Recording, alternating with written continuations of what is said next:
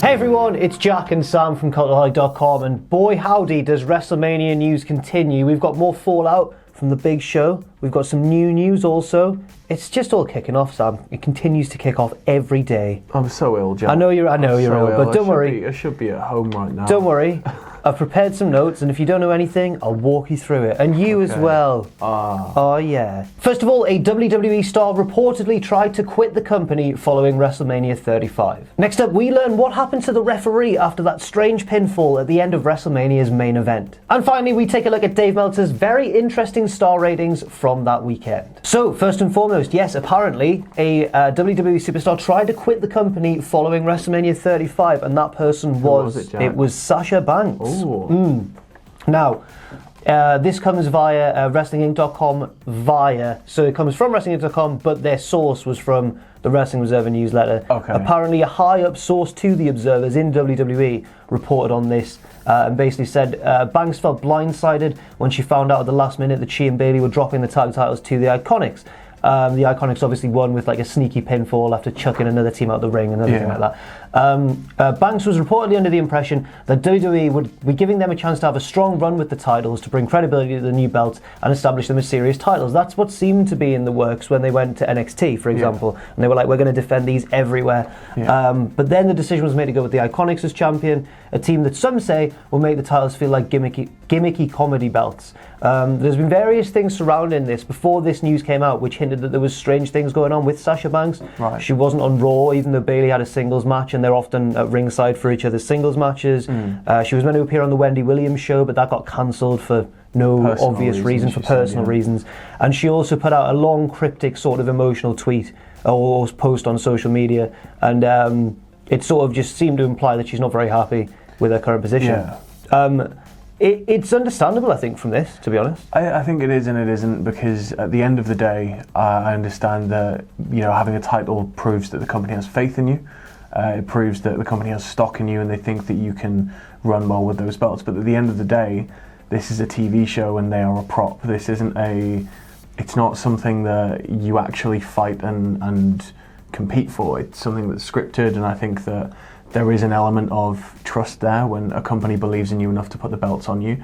But I think at the same time you need to understand the company's perspective. If they think that it's not right and they want to try something else, they have to do that. And it might not necessarily mean that they don't have complete faith in you, because you're Sasha Banks. Of course they've got faith in you. It must be quite heartbreaking. Yeah. Parallels have been drawn with the Revival, because they lost the tag belts to a comedy-based team, or a team with a comedy sort of gimmick going on, which is Kurt Hawkins and Zack Ryder. And it has been noted on Twitter that a lot of the time fans will kind of pick and choose who they throw their support behind. So at the moment, fans of sort of a smarky disposition have been saying, yes, the Revival need to get out of there, they're not being given the respect they're due. Whereas with Sasha Banks, a lot of people have been going, oh, well, she should just suck it up. But really, the situations are kind of comparable in a way. Yeah, they are very much so. And I think Sasha Banks has been quite open before, like, and hinty about, you know, she could always go elsewhere. And I'd be quite interested to see what she could do elsewhere. I really would. But, you know, I just hope that... I understand both points of it, because you're right. It is, you know, the company's decision ultimately. But at the same time, you could argue that maybe they should have given them more notice, because it seems from this like they were told very last minute. And it's a shame. It's a big shame. And I think, to a degree, I can see Sasha becoming this sort of Cody figure. In time where maybe she doesn't get the respect that she deserves from the company that sort of brought her into the limelight, but she can go away and she can wrestle all over the world for different companies and prove her worth. Because she is a great wrestler. Oh, she's great.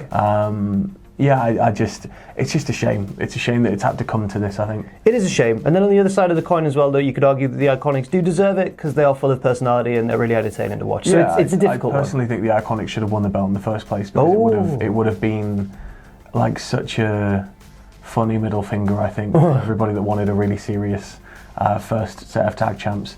And I think you could have avoided this entire thing and had them, you know, win at WrestleMania. Have it, Yeah, it's a complex situation, but we'll see where it goes. Yeah. Next up, this one is direct from the Wrestling Observer. Now, the main event referee for WrestleMania 35 was called Rod Zapata, and he was fined for the aftermath, which really seems really harsh to me, to be honest. We already know that referees in WWE are taught to call matches as a shoot. If the shoulders are down, you count it. If the shoulders aren't down, you don't count it, regardless of the finish. But in this instance, I do feel very sorry for him, especially being fined because of it. So if you didn't see the finish to WrestleMania, as I'm sure you have by now, he counted a pinfall, but midway through the pinfall, Ronda Rousey's shoulders kind of came off the canvas. Come up for a full second. Yeah, and it looked kind of sloppy, but he counted the full 3 and Becky Lynch won. Now, according to WWE's rulebook, he should have stopped the count when the shoulders came up and then restarted when they came down, but who knows whether they would have then toppled over or whether they'd have had to just improvise a new finish or anything like that. And I think that it's kind of harsh to fine him because under normal circumstances I can see why that would be frustrating on TV or whatever, but he knows that's the finish and this is the main event of WrestleMania. And it's the first ever women's main event of WrestleMania. You don't want to mess that finish up. Yeah. And if he's been taught to do that, there must be an immense amount of pressure on him. Definitely. And like he must have been dreading it. Like he knows that maybe it was incorrect, but at the same time he can't be fired for that. And I think it's right that he hasn't been fired. And I just don't agree with him being fined because there's so much pressure in that situation. Because either way, if he chose to do the opposite, it was never going to end well. No, I agree. I think that he could have even been admonished in some way for not counting the full pinfall. You know, you never know what's going to happen in these situations. Yeah. So it was a bit of a lose-lose situation for poor Rod. But yeah, as you say, I'm glad that he hasn't been let go from the company or anything like that, because as we saw recently, it's been reported that the member of creative who was formerly Archibald Peck from Chikara, I can't remember his RD someone, the guy who got fired at the Hall of Fame for the whole Bret Hart Vince thing, it submerged that he was about to be fired and then said, "You can't fire me, I quit." It was that sort of situation. Yeah. But it just goes to show that in WWE sometimes you never know what consequences your actions can have, even if it's on the outside a relatively minor thing. It's quite strange. So it's an unfortunate situation, one that Rod couldn't have really. I think it was a bit of a lose-lose for him, to be honest, and it's just a shame. Next up, let's take a look at some Dave Meltzer star ratings. Very interesting ones emerging from WrestleMania weekend. First of all, the big one to talk about is Johnny Gargano versus Adam Cole, the main event of NXT TakeOver New York, which Meltzer has said is the best WWE match he's ever seen, ever. And that's huge. That is huge. And he has accordingly awarded it the highest star rating he's ever awarded a WWE match. 5.5 stars. That's crazy. It's officially the highest rated WWE match of all time. There has been 9 now, 5+ star matches in WWE. Yeah. And Gargano's been in a third of them. He's been in 3. So there's this one, there's the one against Andrade, and there's the one against Ciampa, the first one against Ciampa. That's crazy from Gargano. I know that it's all subjective and Meltzer's ratings are just one man's opinion and everything, but his opinion does carry a lot of weight in the wrestling world, it's a crazy start for Gargano, that. Well, this is the thing, is everybody says, why does Dave Meltzer's opinion matter? At the end of the day, he's been doing this for 30 years? He is the one constant. He's the yardstick. What he says, that's the thing. And it's the longevity of Meltzer's career that makes his opinion matter so much, because he has such a deep set of records, and you can correlate his own opinion against your own, I think. I think also, out of those 9 5-star matches, I think that 5 of them are NXT. So you've got these 3 Gargano ones, you've got the ladder match, and Mustache Mountain versus the Undisputed Era on NXT TV. I forgot about that one. The one where he threw the towel in. So that's insane. It shows the quality of NXT and the quality of how they're booked and everything as well. I bet you Triple H is just rubbing his hands together. Waiting for the day he can assume control. I've just included as well some other interesting star ratings from WrestleMania weekend. Yeah. So Kofi Bryan got 4.5, which I think is pretty fair. That's really cool. It was the best match of the main WrestleMania show. I think you'll find that was Shane McMahon versus The Miz. Apart from Shane versus The Miz, which I haven't included, but he gave it a really low score. He gave it 1.5 stars or something. I don't know why. He's just not having fun, Dave. You're just not having fun. There were no drop toe holds in that match. There were 3 stars for the main event, obviously, which was affected by the finish. from NXT as well, which he said was the best show, top to bottom, in WWE he's ever seen. Yeah. 2 of the matches got 4.5. They were the opening tag match and Velveteen Dream versus Riddle, and 4 3/4 for Dunn and Walder, which was also fantastic. Yeah. And then 2 other really highly rated matches from elsewhere on WrestleMania weekend. The main event of the G1 Supercard, Jay White versus Okada, also got 4 3/4. Although I'd argue that was only my second favourite match of that show. I think that I preferred Ibushi Naito, but that also got a high rating. I did enjoy Ibushi Naito. Yeah, and from the WrestleCon Super Show, 4 3/4 for the main event, which was Will Ospreay versus Bandido. So, pretty high quality week of wrestling, to be honest.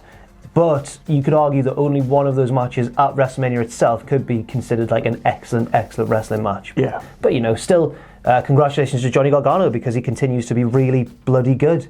Really good. And finally, let's go to the Miami Herald for, well, a non-wrestling news source with some wrestling news. And it's faintly ridiculous news, to be honest, having watched the footage. It is stupid. So, a 18-year-old student has been arrested for the headline is attempting an RKO on his principal. And when I read that, I imagined he took like a run-up, barreling up leapt to him in the air, in the hall from behind, yanking the neck down. No, you watch the video, and yes, he's being a bit of a naughty schoolboy or whatever, but he walks up to the principal in the corridor, in front of him, it's not a blindside thing, turns around and goes, RKO, barely touches him with one hand, and immediately the principal's like, right, grabs him, shoves him against the door. I saw one source, or one like comment saying like, did he throw a punch? And he does kind of wind his arm back as well.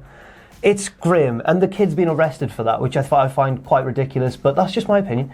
Let's read from like, part of me can see why he should have got a detention. Yeah, he should have been punished, but like part of me can see why in America, in regards to school violence, why a teacher, if a student came close to them, they would feel threatened and feel the need to defend themselves. Right. But at the same time, if he's coming up to you with 2 open arms, if you watch the footage, it's just I can't believe he got arrested for it. I can't believe it. But the Miami Herald says, a Miami teenager tried to move, not on his buddy in a backyard brawl. Oh, we all love a backyard brawl. But on Southridge High's principal, cops said. Gianni Souza, 18, was charged with battery on a school employee. Now that charge is, if you watch the video, it doesn't seem to sync up. An arrest report identified the victim as Umberto Miret, the school's principal. During Souza's first court appearance on Thursday morning, defense attorney Roy Ugarte called the arrest report hands down one of the most insane he'd ever read. Now obviously this is the defense attorney, so he's going to take his client's side. Ugarte explained he had to explain the difference between Roman Greco wrestling and the pro wrestling that most consider staged for entertainment. Everyone knows wrestling is fake, he told the befuddled judge. Good use of the word befuddled. Great use of the word befuddled. I get he's 18, he should know a lot better, and we don't know what his relationship's like with that principal. No, of course. But to have the kid arrested for that is suspend him. Just suspend him. In the UK, if you tried that, you'd be suspended. Yeah. Possibly expelled. If you were in a very uptight private school situation. But like, I don't know. Like, it just doesn't. It's something that confuses me about America. Is like, I think there's more of a story here, because apparently I read somewhere that the principal was keen to press charges as well. So I don't know. But it's a strange one. Check out the Miami Herald's video of that if you want to see it, because it's interesting.